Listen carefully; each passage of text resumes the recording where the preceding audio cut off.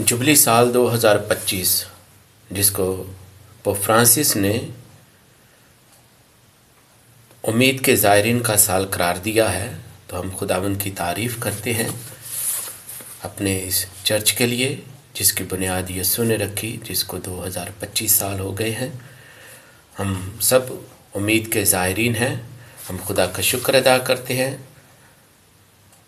हज़रत दाऊद के साथ मिलकर ज़बूर नंबर 145 उसका पहला हिस्सा, ए मेरे शाह खुदाबंदा वडियाई तेरी करांगा।